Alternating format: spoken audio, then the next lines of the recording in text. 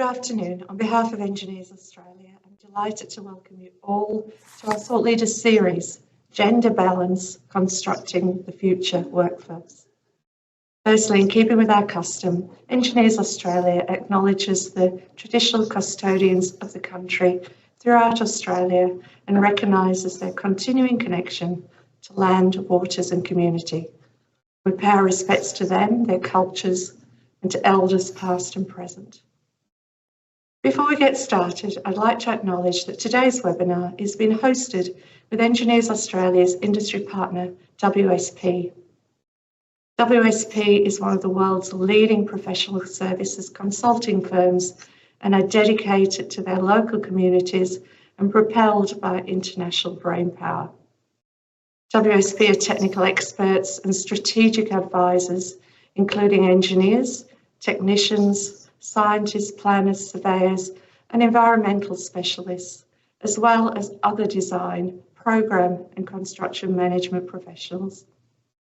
WSP design lasting solutions in the transport and infrastructure, property and buildings, earth and environment, mining and energy, and water sectors are all at the forefront of integrated digital innovations.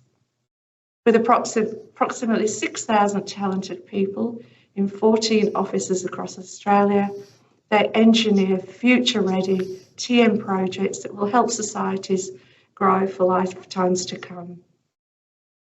Today, we will hear from 3 panel speakers, followed by our live audience Q&A, and I encourage you to send questions through to our speakers via the chat box. I'd now like to welcome our first panellist for today, starting off with Greg Kane, Chief Executive Officer, WSP. Greg leads WSP's operations in Australia and is responsible for a team of 6,000 plus people. He is also a key member of WSP's global executive team. Most recently, he was the Chief Operating Officer for the region and previously served as WSP's Chief Executive Officer in the Middle East. Greg has over 20 years' experience and has overseen the delivery of some of the world's largest and most challenging vertical and horizontal infrastructure projects. He is a chartered structural engineer with an MBA from INSEAD Business School. Our next panellist is Jonathan Cartledge, Chief Executive Officer, Consult Australia. Jonathan brings over 20 years of experience, including as an executive leader, building organisational capability, champion culture, and delivering effective partnerships for positive change. He draws on diverse experience from the not-for-profit and public sectors in Australia and the UK, encompassing strategy, public affairs, government relations, and program leadership. Jonathan has a deep understanding of how to drive change, influence, and support collaboration for organisational success. And finally, to round out our panel, I'd now like to welcome Romilly Mathew, Chief Executive Officer, Engineers Australia. Prior to joining Engineers Australia, Romilly was CEO of Infrastructure Australia, overseeing the organisation's critical role in helping governments prioritise projects and reforms that best serve our communities. She served as CEO of the Green Building Council of Australia for 13 years, and in acknowledgement of her contribution to Australia's sustainable building movement, Romilly was awarded an Order of Australia in 2019. In her capacity as CEO of Engineers Australia, Romilly sits on the STEM Champions of Change Committee. 30 seconds. She's currently a member of the Australia Academy of Technology and Engineering, Infrastructure Forum, Director of Placemaking New South Wales Board, 20 seconds. Federal Government appointee on the Circular Economy Ministerial Advisory Group. Please join me in welcoming Greg Kane. Good afternoon, everyone, and welcome to this afternoon's Thought Leadership Series, Gender Balance, Constructing the Future Workforce. We'll be joined today by Jonathan Cartledge and Romilly Mathew, CEOs of Consult Australia and Engineers Australia, respectively. And we're here today to talk about the challenge that our industry continues to face about building a gender-balanced workforce that is fit and ready to face the challenges that are coming towards us. There's no question that our infrastructure challenge around the world and here in Australia remains a very large one. We have huge projects coming towards us. We've got a very large pipeline of traditional infrastructure, social infrastructure projects, energy transition, defence portfolio projects to deliver, and our industry remains both resource constrained and resource imbalanced, particularly around gender balance. We see a huge global demand. It's not just here in Australia, and we see the way in which we deliver our projects changing. We've got hybrid working, people working from home. We've got international expertise, which can move around the world as a liquid workforce. And we certainly see it in WSP, people being brought to projects from all over the world. And our challenge from a business perspective is how can we attract and retain and bring through our organisation the best talent and achieve a gender balanced workforce to help deliver against these challenges. We spend a lot of time talking about gender balance in the last 5, 10, 15 years, but it's clear when you look at the statistics, we've not made the progress that as an industry we should have made. So we'd like to cover some of that today and talk about the things that we might be able to do to drive us forward to a better place. We have a huge opportunity in front of us, but we are not capitalising on an industry, on the talent that's available to us that leaks out from our industry to other industries. So today we'd like to explore the things that have taken place till now and what we can do to help bring us to a better place and bring forward the best future workforce that will help us deliver the infrastructure challenge that lies ahead of us. So I'd like to bring into the conversation Jonathan from Consult Australia and Ron from Engineers Australia, and open with, from your perspective, and I'm happy to share the business perspective, what does the future workforce landscape look like here in Australia? So any thoughts? I'll jump in first. I think one of the things we all can see changing rapidly is the impact of AI and the use of technology. Part of that is I'm not sure we really understand what that impact is and what that means. The second thing is post-COVID, there's definitely been changes in the workforce and how we're working, and looking at flexibility and ways of working it has definitely changed, and finding that we can work from home and there can be flexibility. But at the same time, we're hearing stories of organisations such as Amazon saying that everyone needs to go back full time. So what does that mean for those with caring responsibilities? I suppose my final point is the young generation coming through, what they're looking for is very different from what we were. You know, our experiences and when we were at university was very different to the younger generation. And if they don't like where they are, they'll leave.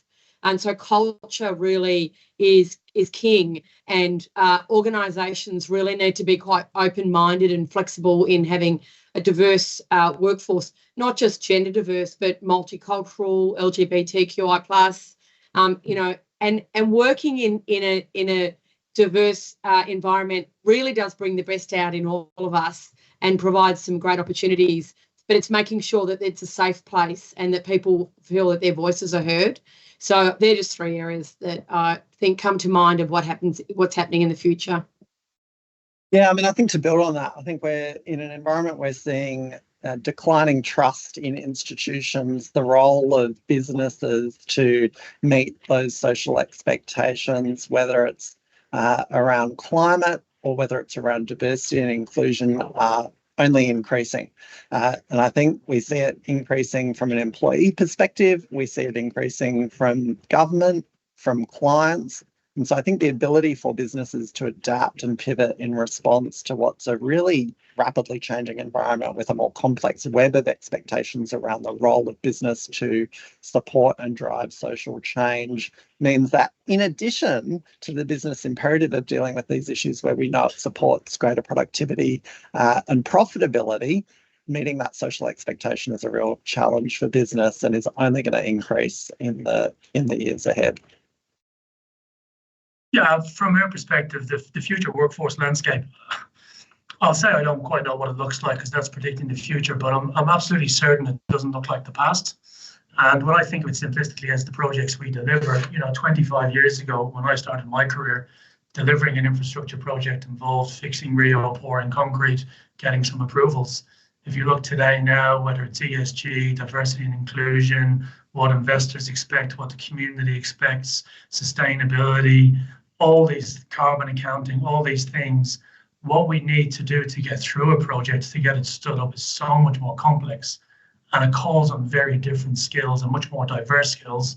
So from our perspective, it calls on a much more diverse group of people. And then when you weave in some of the things you mentioned, wrongly, some of the societal changes, work from home, flexibility, I've just looked at some of the questions around how do we keep women in the workforce. These are all things that feature. So it looks very, very different in the future. And I think, and I'm mindful, I'm 25 years into this industry. I'd like to think I'm going into the last third of my career. What's worked up till now is not going to work in the future, and we need to change.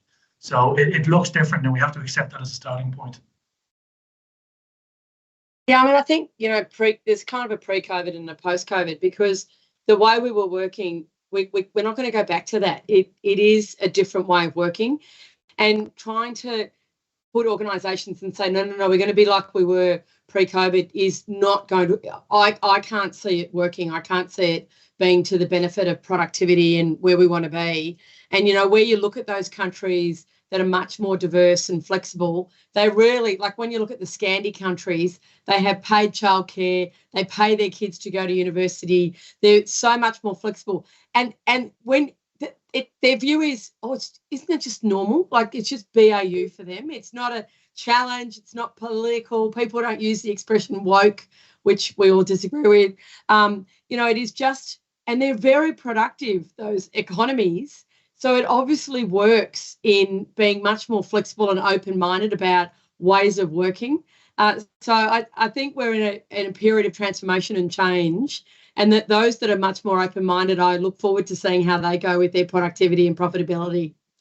I think the exciting thing for business is that there's a real competitive advantage in this. So those businesses that are on the front foot and are leading can attract the best people. And we're in an industry where it is the people that create that distinctive competitive advantage for businesses. So if you can attract better people because you've got a better culture and a more inclusive environment, then that means that you will succeed in the future. So I think there is an opportunity in this that's really exciting for those businesses that are leading. Yeah, and I think the point, again, Rob, that you make around being flexible, it's not our place to advise other firms or other participants, but our view is the demand for talent, the availability of talent is such that you don't get to be dictatorial here. Talent will choose to go to the place where it can work in its own way, where it can be accepted, where it can feel included, where it feels empowered and trusted. And from my point of view, I think it's important to remain output focused. What can we deliver as opposed to input focused? So we see globally at WSP a huge talent shortage. The word war on talent is 15 or so years old. We've actually not had a war on talent yet. We've only been getting warmed up. We see the way demographics are heading. We see where industry participation is heading, and the volume of projects that's coming in the next 15, 20 years, as I said in the introduction, being dictatorial with talent is just going to mean they're going to make a choice to go someplace else. And then, when you get into things like gender pay gap, I tell this anecdote all the time. I spoke to first-year engineering students at University of New South Wales earlier this year about career options. And when I went to the Q&A session, one of the first questions I got asked was a young lady from the back row who asked me what our gender pay gap was. Now, our gender pay gap at WSP is 26.6%, not something we're proud of, something we're working on. She has choices. She is going to choose the firms that she feels she'll fit best in. So having a firm that provides flexibility, that can allow, in particular, women to work their way up through the system into senior roles, close that gender pay gap, we see it as being super important, and being flexible, hybrid working is part of that, just one small part. So I'm going to jump in and ask a question of you two.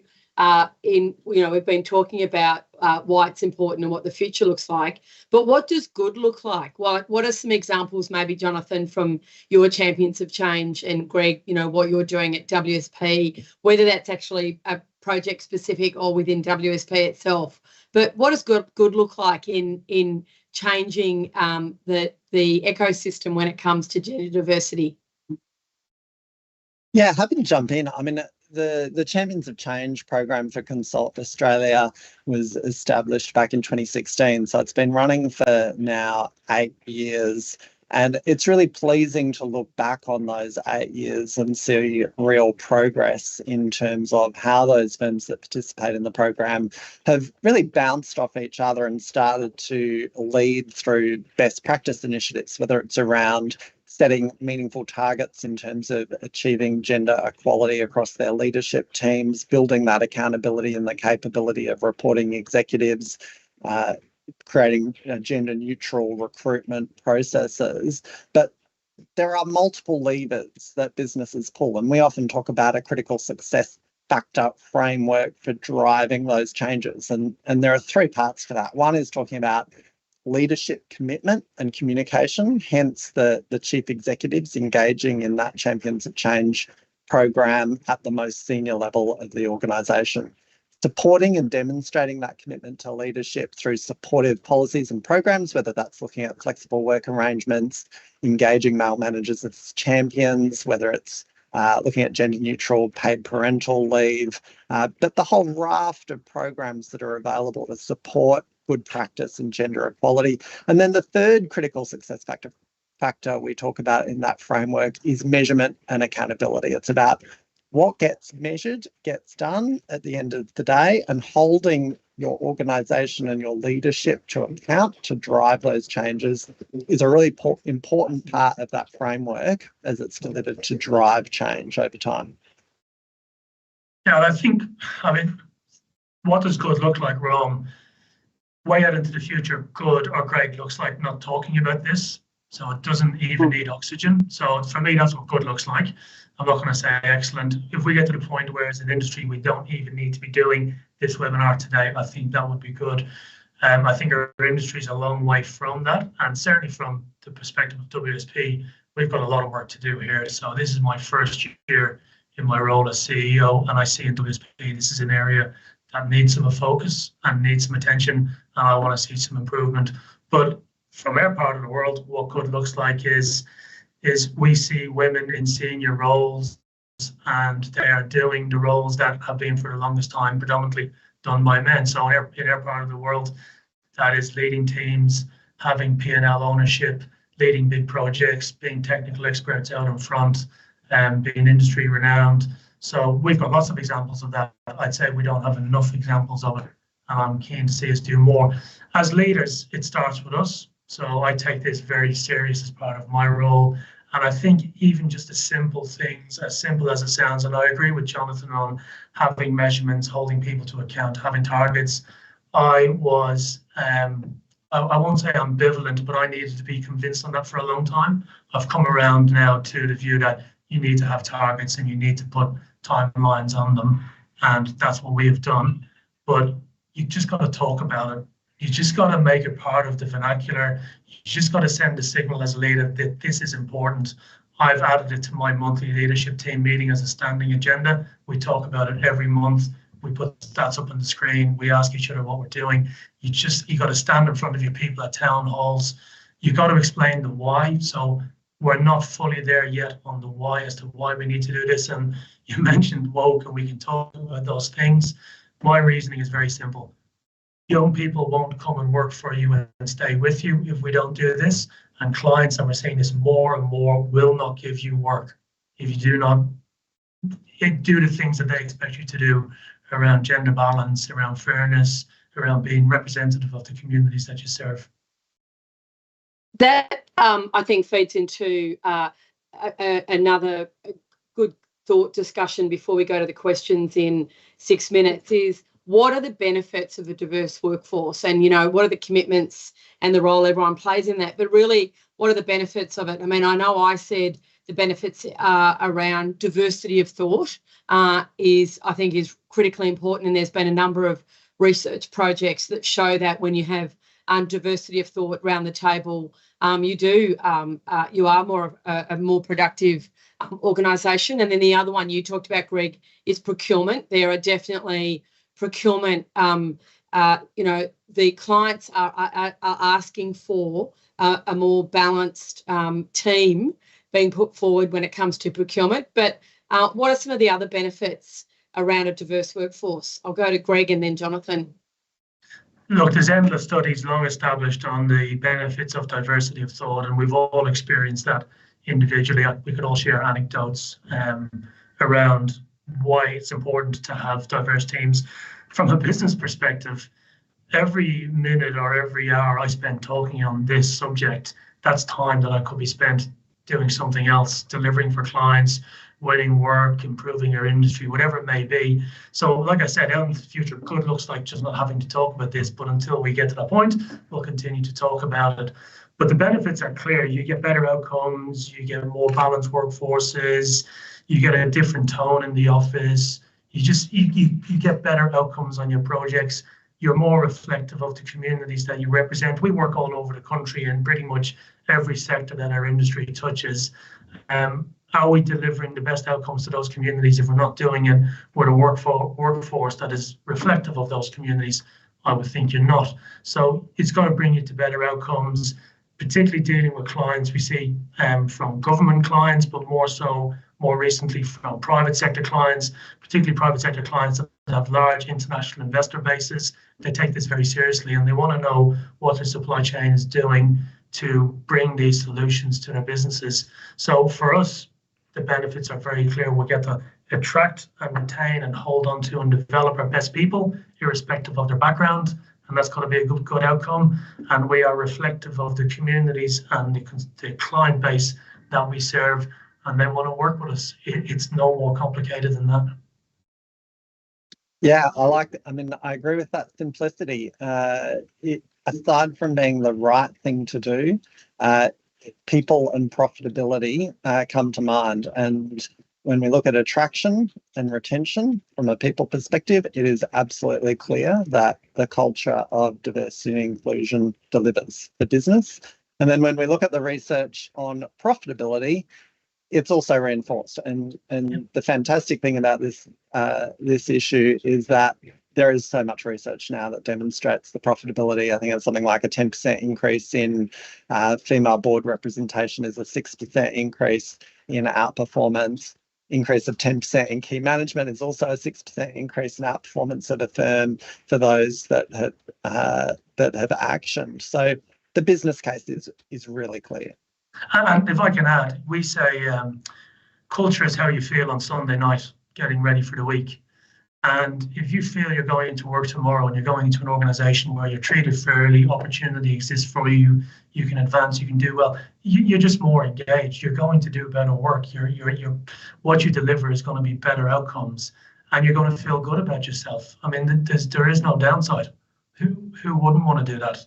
I don't see the reason not to do it. So, it's about helping people feel engaged, allowing them to be themselves, do their best work. And there's only upside in all of that. I agree. So thanks for that. We're now going to go to Q&A, and there's been a couple of questions that have come through already. And I'm actually going to go to Farouk from Victoria. First question, what practical steps can organisations take to ensure that inclusivity initiatives are embedded in the company culture and not seen as mere compliance exercises? I can lead off. To some of the things Jonathan said, I think you've got to set targets or ambitions. You've got to put timelines to them. You've got to incentivize people. There's the old saying, you show me the incentives and I'll show you the outcomes. If you hold these things up, this is what we're doing, this is the timelines we're going to do it in. We do this with every other metric, certainly in a private business like WSP, where we have targets for the year and budgets and all those things. So they're the kind of very clear, measurable things you can do. And I think particularly for leaders, you've just got to talk about it. You've got to articulate it. You've got to make it important. You've got to be clear with people that this is not a fad. We're not going to do this for the next quarter and then go on to the next thing. We are going to be diligent. We're going to talk about it. We're going to measure it. And we're not going to get bored of it. We're going to come back to it every month, every quarter, every year, and stay on it till we move the needle. So there's a huge role for leaders to be very visible and very deliberate about this, and to not just treat it as virtue signaling or something that if I do this for a few months, I'll get a reputation and then I can focus on something else. Got to stay at it. And I think to add to that, just to give a practical example of that, if we take something like an initiative like gender neutral parental leave and the introduction of that within an organisation, there's then a number of challenges potentially in seeing that actually taken up. And we've heard organisations speak to the challenge of the peer pressure of not as a male taking parental leave because the expectation within the team or the peer pressure within the team makes them feel like it's not appropriate to take that leave, which comes back to the culture and the expectations that are set by senior management and how that culture is driven through the firm, and then how the uptake of leave like that is measured within the firm and reported back to drive actions and build that evidence base. So even with a relatively simple and logical initiative like that, there's a raft of surrounding actions that need to take place that lean into leadership, engagement with staff, and measurement and reporting to ensure it's successful. And it's important that all of those measures are taken to drive that change. Yeah, I think especially about gender neutral parental leave.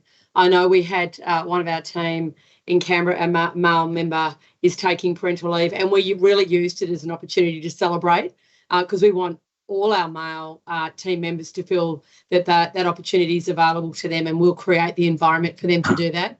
And it's, dispelling the myth and, making it look, the fact that we were celebrating it, I think is, hopefully others will go, oh, great, there's a great opportunity for me here too. And, there's been a lot of work. I know Annabelle Crabb has written a lot of research on the impact on children alone being raised by both parents and not just the caring responsibility on one parent. And I think that's critically important as well. And also, obviously, the benefits for a healthy, stable relationship. I'm going to move on to, it's a question that was prompted by Benjamin from New South Wales, but I'm going to pivot a bit. So Benjamin asked what efforts are being made to engage with young women and encourage them to seek a career in engineering. And I am going to go to that, so just hold that thought. But on the back of the fact that we've just had, we're in the awards season at the moment, and nearly all of us have been hosting awards, it still pains me when projects get up and the majority, literally in some cases 100% of the project team gets up, are just male. So if I'm a young female and I'm sitting in the room and a project gets up, it kind of feels like it's out of my reach if it's just all male. So I'll just jump in first on what we're doing to encourage young women into engineering, but I've kind of got two pieces of a question in there. One is attracting women into engineering, and another is making sure that women are visible when they're on projects and how we can really bring that out. So from an Engineers Australia perspective, this is very high on our agenda for the pipeline. The number of women in engineering is only 19% are graduating from engineering, and 16% are then working in engineering. So we've got a long way to go when you compare us to other countries, which are up in the 30s and 40s% of women in engineering. And a lot of that is around the pipeline, both starting at school, where it's around maths and science, and then, ensuring that there are role models around the different opportunities in engineering. So they're interested in saying, well, we want to study engineering at university. And one of the ways we're doing that is our brand campaign. We use our members and our award winners as the models. And a lot of them are coming from really different backgrounds. A lot of them are under 30, and we tell their story. So if you look on Instagram, you'll see some of their stories, but you'll find that on YouTube and in really different media channels now. And it's really around dispelling the myth that engineering is not just hard hats and high-vis vests, which is just as important in civil and structural. Please don't think that it's not. But there's so many different elements of engineering now, whether that's in environmental or technology or systems or software. I can keep going on. And so it's really making sure that we tell the stories around all the different opportunities in engineering, but make sure that the pathway for women is quite clear. And I think there's more that we can do both at schools and universities. But I'll hand it over to JC and then Greg on both attracting women into engineering and B, how can we get more gender diversity in those project teams? Yeah, Ron, look, I totally agree with you. I mean, I think the importance of celebrating those success stories is really critical. And indeed, I think you're right. The industry associations and professional associations have a role to play in celebrating that success. But alongside that, I'd add to that, there's a lot of really fantastic work that's been done over the last decade around sponsorship initiatives and how sponsorship within firms can be used both to dispel some of the unconscious bias that sits within firms, but also to profile and support the pathways for women in leadership positions at different levels through a firm, with benefits both for the sponsor and the sponsee. There's a resource from the Champions of Change Coalition that draws on all of that good practice that was released this year called Sponsorship Track. So if organisations are looking at what good practice sponsorship looks like and the benefits for business to address some of these gaps, then I'd highly recommend that as a resource for people to consider. Yeah, I mean, Ron, we tend to think of ourselves as a technical consultancy. And yes, I mean, I'm an engineer and we're members of Engineer Australia. We're very proud of that. But the diversity of what we do, to just call ourselves engineers is maybe not wholly inclusive. So we've got ecologists, we've got ground hydrologists, we've got town planners, we've got people from a very diverse range of backgrounds. And that goes to what I mentioned in the opening about the scale of the infrastructure challenge ahead of us. We need people from all sorts of backgrounds. So notwithstanding what you said about the percentages participating, studying STEM, typically, we don't have a big problem attracting women into our business. So if I look at our graduate intake, I think percentage who are women was in the high 30% this year. We take on about 150 graduates each year. So bringing them in, less of a problem. Keeping them through their career development, and it's not solely a WSP problem, I think it's an engineering industry problem, construction problem. How do we keep particularly women 10, 12, 15 years experience? When you get to that kind of 10, 12, 15 years experience, you've got a very high utility. You're experienced, you've established your domain expertise, you've got a good network, you can be entrusted to lead projects, to lead teams. But if you don't feel that you can, whether it's work part-time or go on paternity leave and come back without a crater in your career, well then they're the women that we see going into other industries. They go and they work for the Big Four or technology firms or government or whatever it may be. So my feeling is we've got to do more to attract women in. We've got to do much more to keep them in, particularly when they get to that 10, 15-year experience. And there's a question here, which is around, I think it's from Brianna in Queensland, which is a 4-day work week or a flexible 5-day work week across weekends and Saturdays, etc. Is that compatible or realistic option in the construction industry? And I'd like to think it is. And it goes back to your project piece, Ron. If we're going to put people in the position of project manager or project director, but they only, we say, work 3 days a week or 4 days of work, that should not preclude someone from doing that role. So, we've got lots of clients who work 4 days a week. So if our client works 4 days a week, why couldn't our project director work 4 days a week? If someone wants to job share, should that preclude them from leading a large infrastructure project? Absolutely not. Now, does it require a bit more organisation and being a bit more proactive? Maybe, but that's an investment worth making. So I think we just goes back to some words you used earlier on, flexibility. We just got to think differently. The way we've thought about, no, you do a 4-day week so you can't lead a major project. We're just not going to have the luxury of taking those hard positions like the last 20 years, because the talent that we need, the numbers that we need to deliver our projects in the years ahead, we just got to be much more flexible. And when we do get women into these roles, we've got to hold them up, got to celebrate them. And we put what we call project incentive plans in our projects, where we incentivize our project teams to perform across a whole host of metrics, time, cost, etc. But then we have other things in there around health and safety. One of the things we have is diversity. So one of the metrics on which they're scored and a bonus is paid is how diverse their teams are. And we ask our project leaders to make sure that when they're filling teams, that they've got good diversity in all the different. Some of our teams are 150 people, 200 people on a project. So it's very important that you're very deliberate about who gets to work on those projects in what roles, and you get a good mix across the stratification.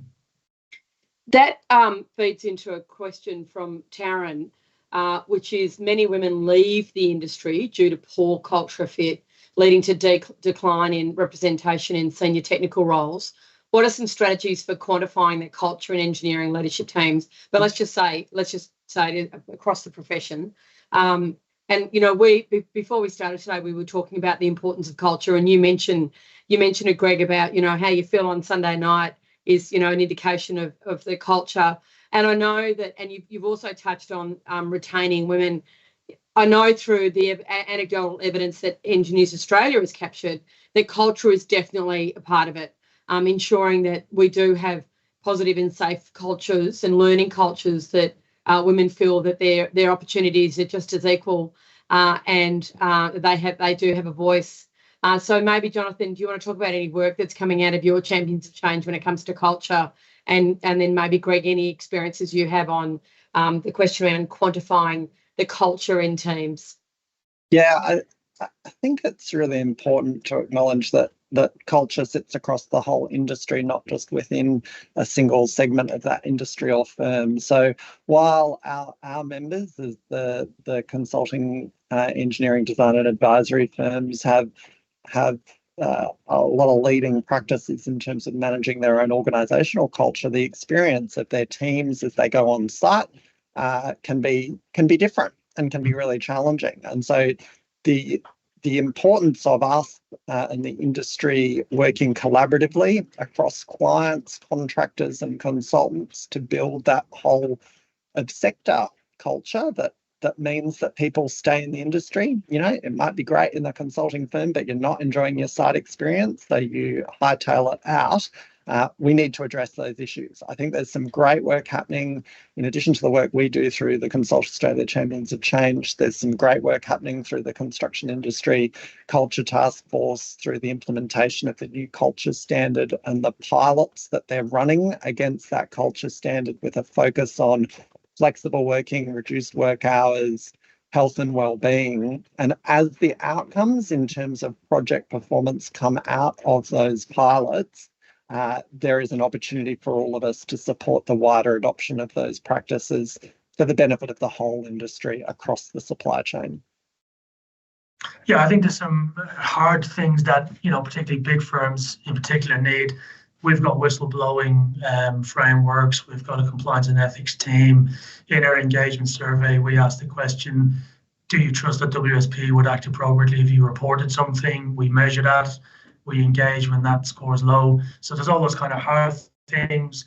You've got your policies, your processes, all the things around bullying and harassment. You've got to be careful, particularly when you're sending people out into the field, whether it's to sites.